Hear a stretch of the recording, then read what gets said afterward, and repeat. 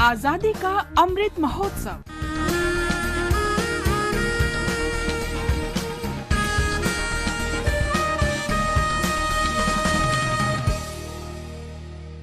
आजादी का सफर आकाशवाणी के साथ। एक राष्ट्र का जन्म।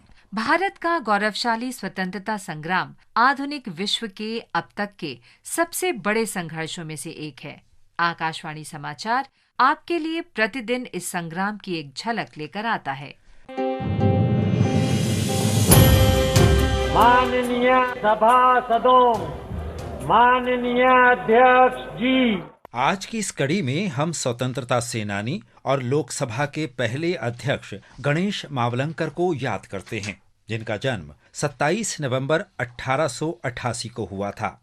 एक नवजात राष्ट्र की पहली लोकसभा के अध्यक्ष के रूप में मावलंकर की भूमिका केवल एक मध्यस्थ और इसकी कार्यवाही के सूत्रधार की नहीं थी, बल्कि एक राष्ट्रवादी और संस्थापक की भी थी, जिन पर भारत के लोकाचार के अनुकूल नियमों, प्रक्रियाओं, परंपराओं और रीति रिवाजों को स्थापित करने की जिम्मेदारी थी।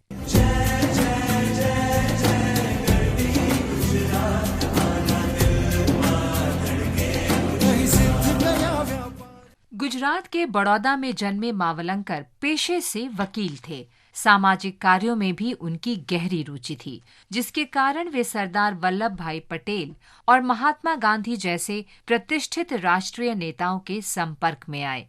उन्होंने 1930-1940 के दशक में गुजरात में स्वतंत्रता आंदोलन में सक्रिय भूमिका निभाई। वे कई बार जेल गए और लगभग 6 साल जेल में बिताए। मावलंकर ने लगभग 2 दशकों तक खुद को अहमदाबाद नगर पालिका के लिए समर्पित कर दिया था। वे 1937 में अहमदाबाद शहर का प्रतिनिधित्व करने वाली तत्कालीन बॉम्बे विधानसभा के लिए चुने गए।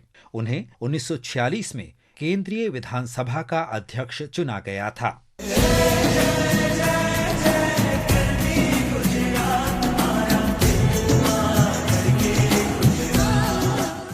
मावलंकर 17 नवंबर 1947 को संविधान सभा के अध्यक्ष के पद के लिए चुने गए और 26 नवंबर 1949 को स्वतंत्र भारत के संविधान को अंगीकार करने के साथ मावलंकर अंतरिम संसद के अध्यक्ष बने और 1952 में पहली लोकसभा के गठन तक अध्यक्ष पद पर बने रहे। इस दौरान मावलंकर ने ये सुनिश्चित किया कि देश में प्रतिनिधि संसद के सुचारू कामकाज के लिए 1951-52 में पहली लोकसभा के चुनाव से पहले सभी आवश्यक नियमों, प्रक्रियाओं और परंपराओं को लागू किया जाए। इसलिए किसी को आश्चर्य नहीं हुआ जब 15 मई 1952 को मावलंकर को स्वतंत्र भारत की पहली लोकसभा के अध्यक्ष के रूप में चुना गया। मावलंकर ने लोकसभा अध्यक्ष के रूप में अपने कार्यकाल के दौरान कई नए नियमों और प्रक्रियाओं को लागू किया। उन्होंने नई स्थितियों के अनुरूप मौजूदा नियमों और प्रक्रियाओं में संशोधन भी किया। उनकी पहल पर प्रश्नकाल संसदीय सत्रों का एक नियमित और सार्थक पहलू बन गया। सरकार को सही मायने में संसद के प्रति जवाबदेह बनाने के लिए अल्प सूचना प्रश्न और आधे घंटे की चर्चा जैसे नियम शुरू किए गए। राष्ट्रपति के अभिभाषण पर धन्यवाद प्रस्ताव पर चर्चा भी उन्होंने ही शुरू की थी। सरकार की व्यवस्था में संसद की स्वतंत्रता और सर्वोच्चता सुनिश्चित करने के लिए मावलंकर ने सीधे पीठासीन अधिकारियों के नियंत्रण में संसद के एक स्वतंत्र सचिवालय की परिकल्पना की।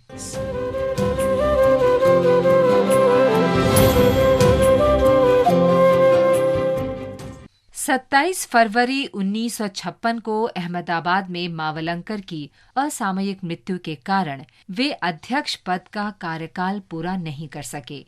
उन्होंने 5 दशकों की निस्वार्थ सेवा से अध्यक्ष के कार्यालय और भारत की संसद पर अपने व्यक्तित्व की गहरी छाप छोड़ी है। हम इस महान विभूति को सलाम करते हैं।